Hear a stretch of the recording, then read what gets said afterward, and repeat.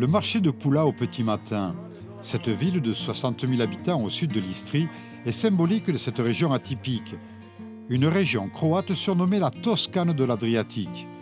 Au détour de chaque conversation, les langues croates et italiennes se mélangent le plus naturellement du monde.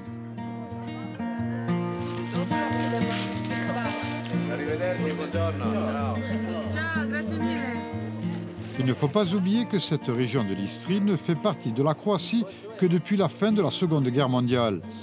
Avant, ce territoire était partagé entre la République de Venise et l'Empire austro-hongrois, l'Italie ne conservant, au bout du compte, que la ville de Trieste. Les anciens ici pratiquent aussi un dialecte, l'istrien, plus proche de l'italien dans ses sonorités que du croate. Très souvent, autour d'un café bienvenu, les chants traditionnels accompagnent ces matinées dans ce marché de Pula. Le bilinguisme à Pula et en Istrie est non seulement essentiel, mais surtout il s'avère indispensable. Nos plus importants partenaires commerciaux sont les Italiens. C'est pourquoi lorsque l'on maîtrise ces deux langues, tout est alors beaucoup plus facile au quotidien. L'autre raison est historique. Pendant près de 8 siècles, l'Istrie a vécu sous domination italienne. Et à l'école, on a toujours appris l'italien le plus normalement du monde.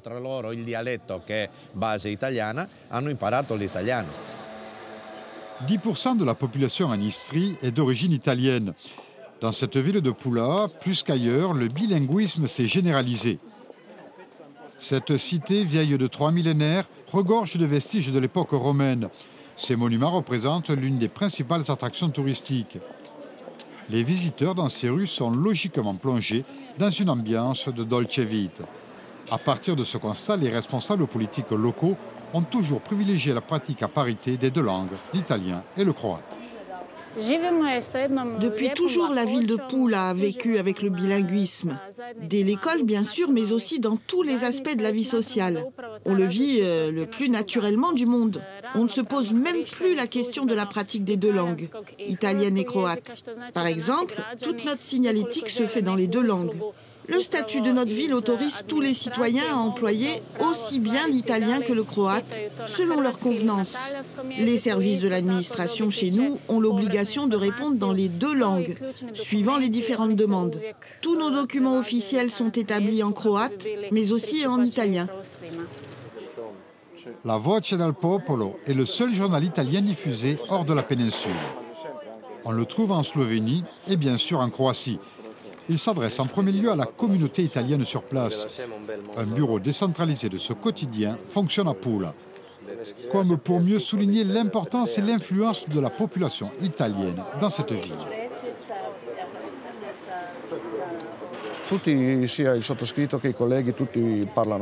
Tous les collègues maîtrisent aussi bien l'italien que le croate.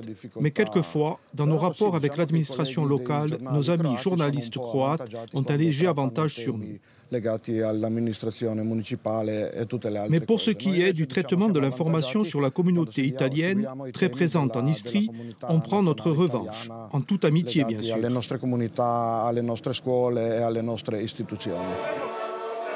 Une complicité entre les communautés italiennes et croates que l'on retrouve aussi en fin de semaine dans les bars du centre-ville.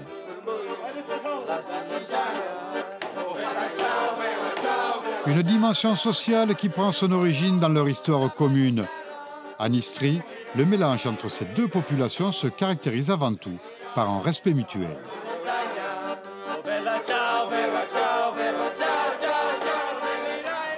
Dans les écoles de Pula, comme pour le reste de l'Istrie, on apprend automatiquement l'italien dès le primaire vers 6 ou 7 ans.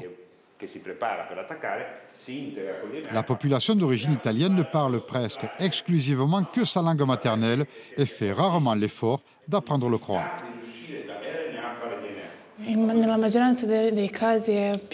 La plupart d'entre nous parlent d'abord le croate à la maison. Mais ici, au lycée, on pratique aussi bien évidemment l'italien. Dans les écoles, à Pula, on utilise les deux langues. Après, on s'adapte toujours aux personnes avec qui on parle, soit l'italien, soit le croate. Mais quand on quitte l'Istrie, on n'utilise que le croate.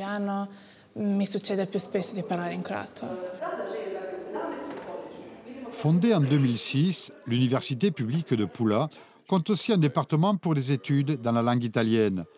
Les élèves originaires de l'Istrie sont évidemment bien mieux préparés que les autres dans ce contexte-là.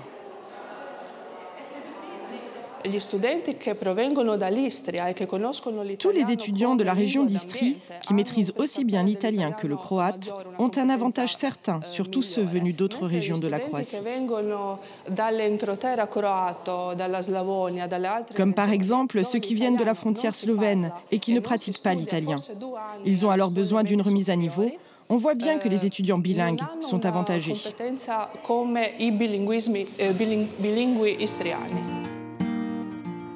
Cette politique offensive sur la pratique du bilinguisme en Istrie, si elle prend ses origines dans l'histoire et le patrimoine culturel de cette région, obéit aussi à des raisons strictement économiques.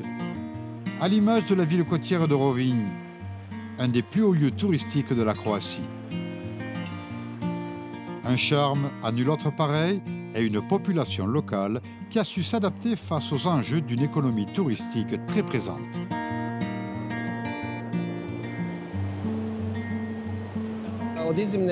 Pour nous, c'est indispensable de parler et de maîtriser plusieurs langues, pas seulement le croate et l'italien.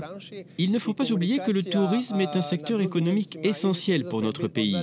Il faut savoir accueillir le mieux possible tous nos visiteurs. Mais pour l'italien, c'est différent. On le maîtrise naturellement en Istrie. Et quand les touristes italiens viennent chez nous, ils ont l'impression d'être à la maison. Tout notre système éducatif est basé sur la pratique du bilinguisme italien-croate. C'est pourquoi, grâce à cela, les Italiens se sentent à l'aise en Istrie. L'Istrie reste une région riche et prospère. Elle est financièrement autosuffisante. Le gouvernement central de Croatie ne voit pas forcément d'un bon œil cette volonté d'égalitarisme dans l'usage du croate et de l'italien pour cette région. Une différence évidemment symbolique avec le reste du pays.